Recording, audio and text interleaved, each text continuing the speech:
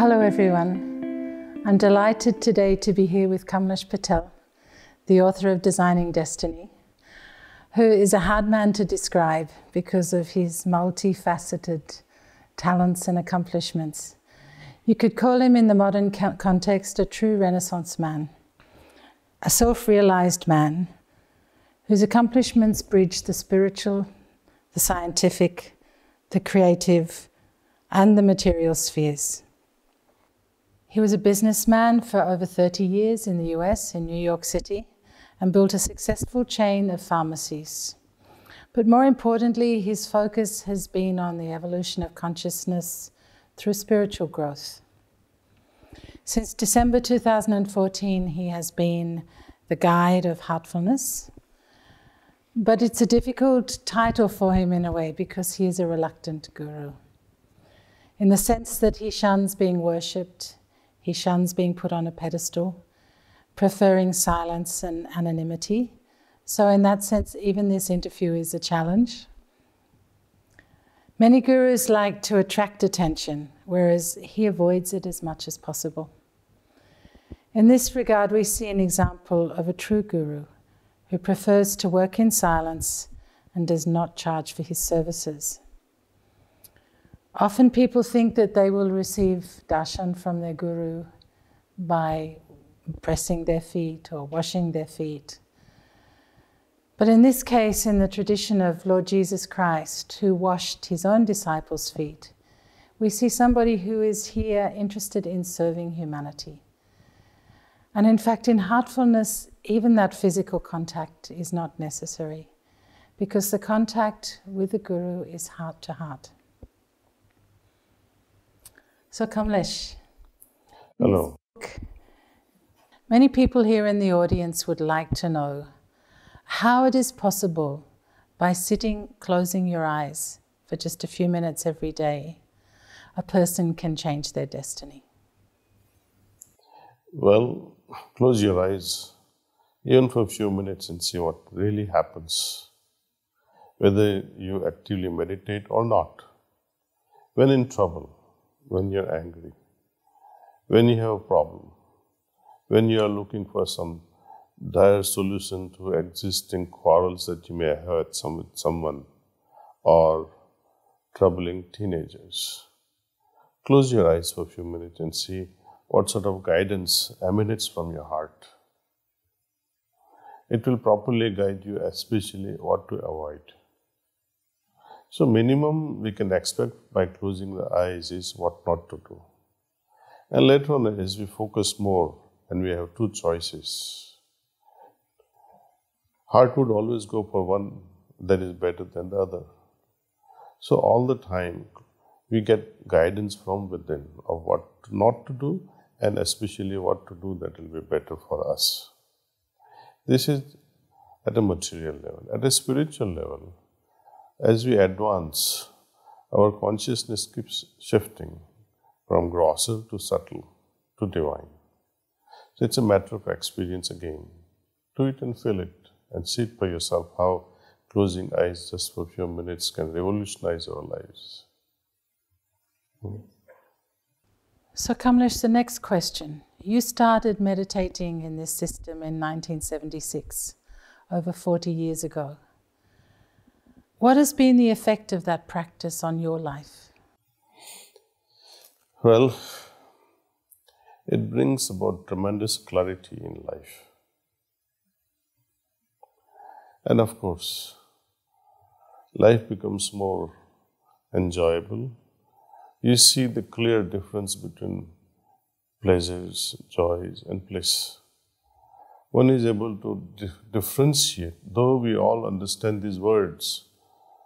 We are all familiar with pleasures. Joys, we sometimes misunderstand it and mix it up with pleasures. What about bliss? Have you ever experienced bliss? Meditation makes it possible to experience bliss. And if you're fortunate, you can even transcend bliss and go to those sources where from the bliss emanates. So there are infinite possibilities when we meditate, depending upon what your goal is. If your goal is to have peace of mind, meditation will provide it. If your goal is to reduce the heart rate, meditation will provide it. If your goal is to have good health, meditation will guide you how to achieve that good health. Of course, we are not making our health professionals redundant. I'm a pharmacist myself. Meditation does play a role to a certain extent, but you cannot replace medications. But both sound similar, meditation and medication. Meditation heals us from within. So I have seen during my all these years of practice that you become more contented and fulfilled. What else do we need in life? So many people meditate today without experiencing these profound states of consciousness that you just mentioned. You talked about bliss and going beyond bliss even. Why is that so easily possible in heartfulness? Well, it's because of this yogic transmission we call pranahuti. Pranahuti differentiates the system from the rest of the pack. It is because of this pranahuti that you are transported to a different level of consciousness instantly. You don't have to wait for next life. You don't have to wait for 10 years or even 10 days. You sit now, close your eyes and see if it can immediately shift your consciousness and make you feel better. You need to find a trainer who can transmit to you. And we have thousands of trainers worldwide. Just log into HeartSep and see. Request for a transmission. Sit for about 20 minutes or half an hour. You'll be able to see the shift in consciousness instantly. I guarantee it. So can you share with us your first experience of transmission? My first experience of transmission has been quite unique in the sense it never repeated again. So in that very first sitting, when my trainer said, please start meditation. So I closed my eyes, focused on the presence of divine light in my heart, and there you go. I was almost levitating, transported to a different realm altogether. I had no consciousness of my own. It was like Bimmy Scotty in Star Trek. I was completely zapped, gone. Only when lady, my trainer, she said, that's all. Even then I could not open my eyes. She had to tap my knees and say, now it's over. It had passed more than 30 minutes. This experience was phenomenal. People who crave for samadhi-like states, having out-of-body experiences, or to enter into a different zone or a different dimension. This is the way. And it happens because of this pranahuti or transmission. It's quite unique to this system. I urge you all to experience it. So let's now go from the sublime to the ridiculous. You've spoken about very high spiritual states, but how has meditation affected your life as a pharmacist, as a businessman, and also as a family man? Well, all these three things you have spoken, the pharmacist, the businessman, and a family man. All these three things are full of struggles. Pharmacists especially so. Haven't you gone to a pharmacy and you argue with the pharmacist, how is it my drug is not in the formulary? Call the insurance company. You guys are fooling around with us. People blame pharmacists. It's unfortunate. Pharmacists follow the rules and regulations based or grafted by insurance companies, DEAs, the State Department, and whatnot. So I had quite a struggle, but because of this meditation, I was able to keep cool. I could be on the phone counting the pills, Could be on the phone with the doctors, putting the insurance company on the hold, and you're a multitasker. As a businessman, similar problems. Employees are not here, employees are on vacation, who is going to do the floor, who is going to watch the pharmacy, things like that, many things, what to order, how many things were misordered or extra ordered. Life is full of struggle for a businessman too. But having meditated and attained some level of poise and calmness, I could tackle that. I do remember buying a pharmacy in Manhattan from a very nice gentleman. He was then 85-year-old. His wife was equally great. She was helping him in his business. I asked him, "Sir, what are you going to do now that you have sold the pharmacy to me?" He said, "First thing I'm going to do is take a vacation." I said, "When did you take a vacation last?" He said, "Never." In his 85 years of practicing as a pharmacist, he never took a vacation.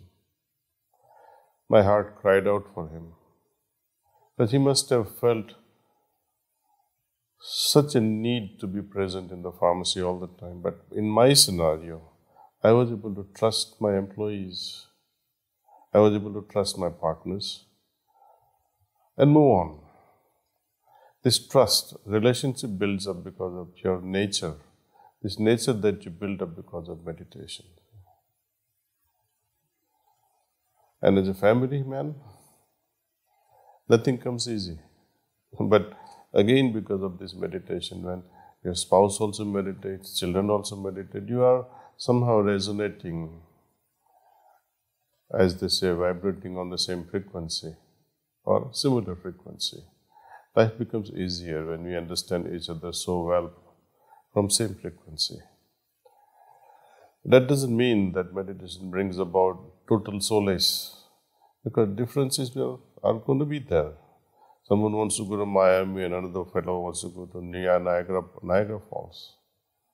So such arguments will be there, but it's a joy. Such differences brings about joy, and we cherish them.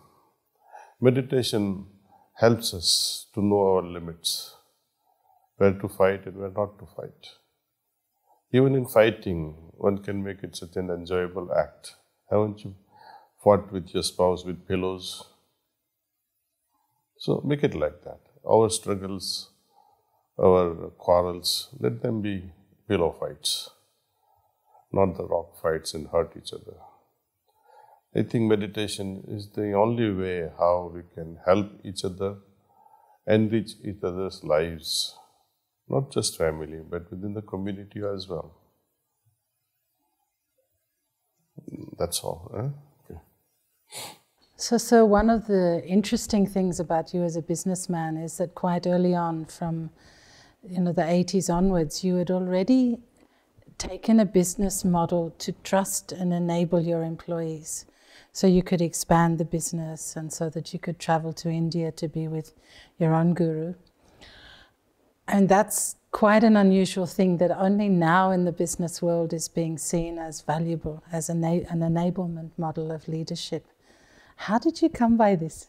Was it just something that was innate to your nature, or did it spring out of some different understanding? Because I was meditating, and I used to always attend many seminars or workshops on meditations. Sometimes it would take me 2 months of outing from the business. I would leave the stores on key employees and partners, and they would run it better than I would. So that gave me a lot of confidence that I can move away from this location as many times, as often as possible. Training is the main crux. When you trust a person and train them to do what you are doing, it gives them a lot of confidence, and a bond is built between two. Whenever we have a pharmacy intern working in a drugstore, I would not just teach them how to count pills. Any child can count marbles. But the business aspect of pharmacy. And they would remain with our association for longer than one can imagine. I would say I have still people who joined me in 1984, they are still with us. No one has actually quitted just like that on a mundane reasons. It is mainly because, as I say, trust. You trust and work happens. When the trust is broken, the relationship goes for toss. That happens in any field. Of course, trust will be broken now and then, but you should be able to take the risk of losing how much. If you can put up with that losing how much, then you can run a business very free. Otherwise, you'll be like that gentleman who ran a business till he was 85 and never took a vacation. He could not trust his very own. Either you work hard or you trust. And trust with enablement brings a lot of joy because you have taught someone how to do a business. If at all an employee left me, it was only to start a new business. And last one, sir. How would you propose to our audience to make the most of heartfulness so that they too can change their destiny, design their own destiny? Who can design your destiny? God? Prophets? Messiahs? No one. You have to design your own destiny. If God could do it, He would have put us in palaces. If prophets could have done it, they could have done it long back during their lifetime. So the onus of success or failure is always upon us, making right choices. Meditate over it. When you have 10 things to choose from, meditate over each choice and see which one is most efficient for you. Even going to a restaurant, this restaurant or that restaurant, just a glance, just a thought over which place to visit, meditate for a few minutes, and then you'll get the answer. Repeating this exercise again and again will make you a champion. As we develop more and more confidence in meditating and coming to our own conclusions, we become stronger in this process. So, first, let us start meditation and then see what happens. Meditation is very exciting, actually. Don't think it is for people who are weak or who are sick or who are depressed or who has anxiety disorder or needs treatment. No. If you are well and if you are meditating, why would the trouble come to you? It is too late when the trouble comes and you start meditating. It is like, meditation to me is like vaccination. It prevents diseases from coming. What sort of diseases though? The modern day problem, loneliness, anxiety, depression, frustration. It's not that they were not there before. They were there then too, but they were easy to handle. These days it's very difficult. Many elements are there in this interactions with other human beings and circumstances. But I have said again and again that meditation is the key. It masters. It helps us master our mind. Let me put it very briefly. When can you be happy? When you are restless and walking around with speed, with aggression. Can you be happy with such a restless state? So, what is required? Peacefulness within. Happiness demands that you are at peace. If you are not at peace, happiness will elude us. So, in order to arrive at peace, you'll have to have a contemplative mind and harmony within. And how can you arrive at contemplative mind unless you have a focused mind? And how can you arrive at focused mind? By training the mind through meditation. Now you can join the dots. Thanks, everybody. Thank you, Kamlesh. Thank you. Thank you, audience. Thank you. See you soon.